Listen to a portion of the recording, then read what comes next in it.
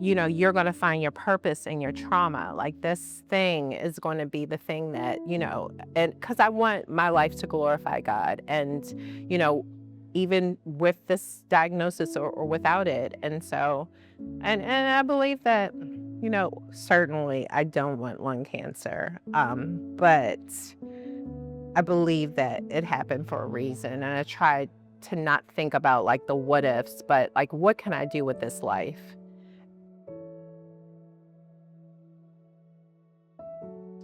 Sure. So, the day I was received my lung cancer diagnosis, I was sitting in my home office and I was working.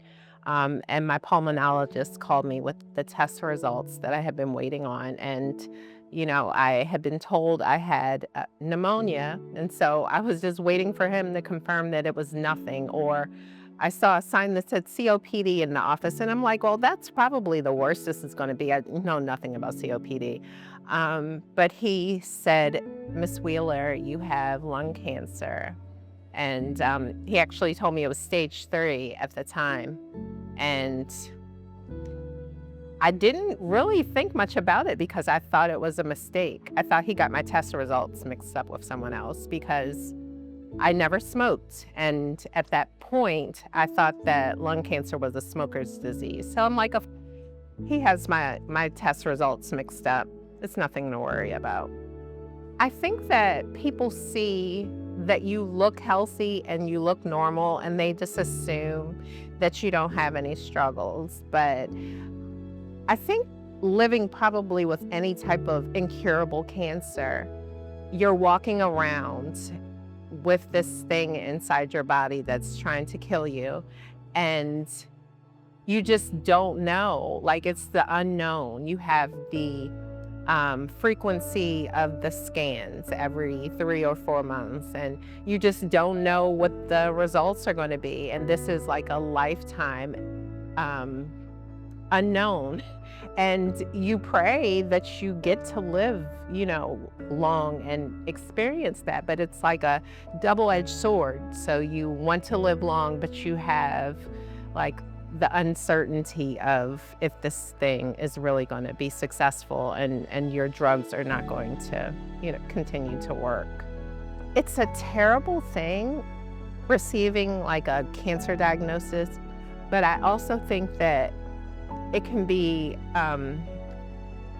so eye-opening, like in a positive way. Like the sun is just so much brighter and sunrises are just so much more beautiful. It's like every single thing.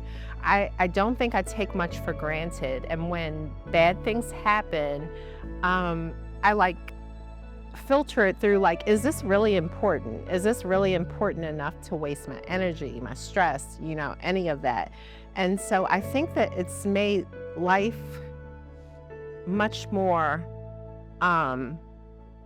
like it's helped me realize how beautiful and blessed my life really is.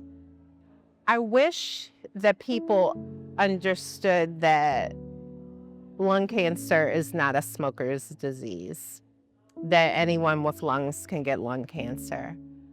Um, I also wish that people realize that just because you have a lung cancer diagnosis doesn't mean like your life is like ends, and it can't be full and it can be beautiful. And I think people just want to like maybe don't want to put you in the grave, but I think there's so much stigma around cancer that I think people, expect you to walk around and have like a bald head and, to be very thin and sickly.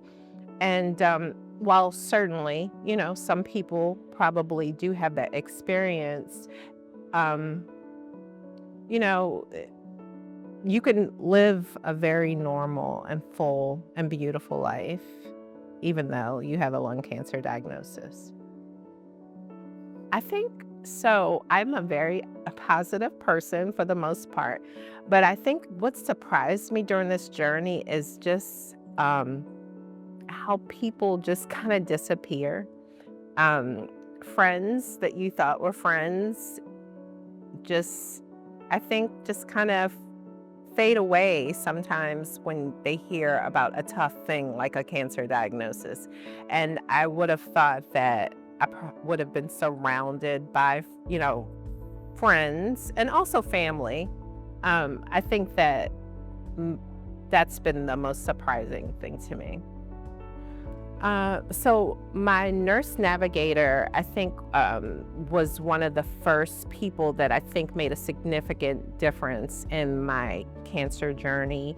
She helped to guide me to resources and like support groups that kind of help give me community, and so she was crucial. I also have an integrative oncologist who, I believe in, of course, like traditional medicine, but I also do a lot of natural things.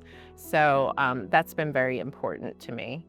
I think the thing that keeps me going and just gives me the motivation to continue and to have a positive attitude and outlook is really my faith. Um, I don't know how I would do this without knowing that, God, Jesus is blessing me with the breath that I breathe each day and giving me one more day. And it's funny, I listened to this song. It's called One More Day. It has Chandler Moore and a couple other Christian artists. Yeah. And so every single morning, and it's been maybe for the past 4 months since I've, found the song. But yeah, I listened to that because I realized that, sure, my doctors are prescribing drugs that are great and research has, given us great drugs, but like ultimately, it's God that is giving me is giving me my life. And so I'm just so thankful for that.